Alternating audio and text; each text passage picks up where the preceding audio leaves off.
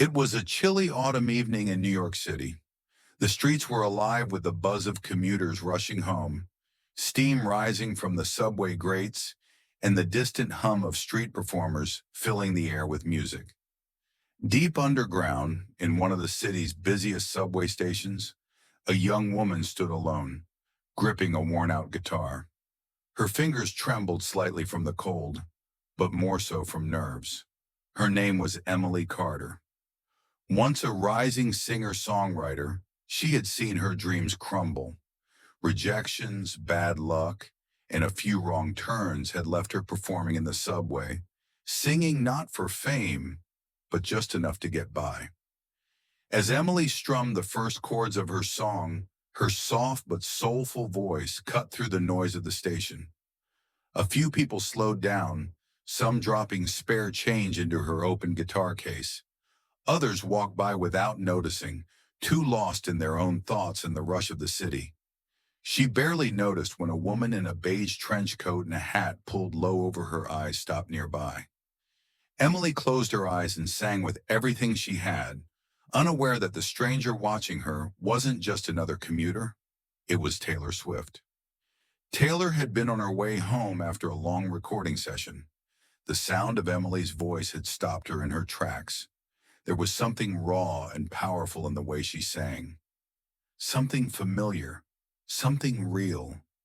She watched for a few minutes, taking in the way Emily poured her heart into the performance. The passion, the emotion.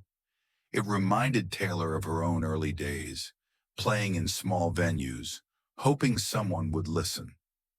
As Emily finished her song, Taylor clapped softly before stepping forward.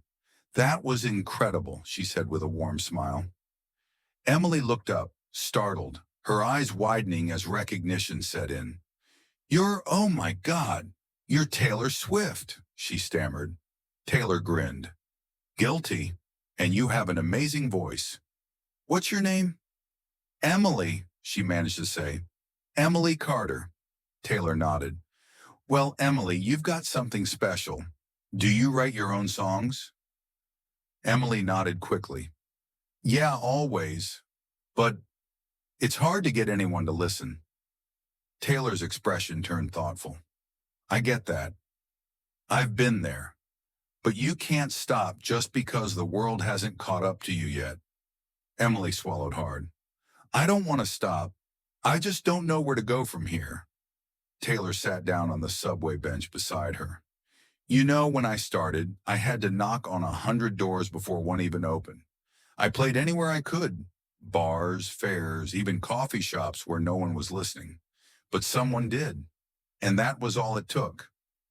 Emily hesitated before saying, "What if no one listens?" Taylor smiled knowingly. "Then you keep playing. You keep writing. Because at the end of the day, music isn't about who hears it first. It's about the impact it leaves." She reached into her purse and pulled out a card. "Send me some of your songs.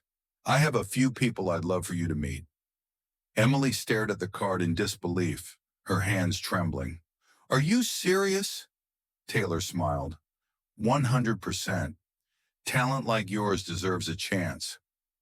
A year later, Emily Carter stood on a small stage at a sold-out venue, playing her own music for a crowd that sang along with every word.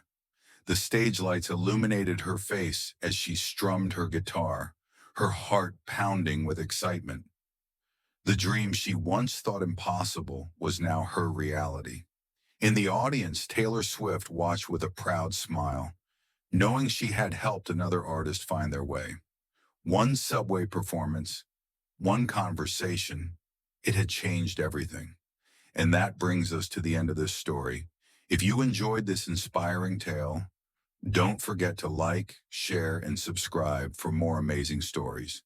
See you in the next one.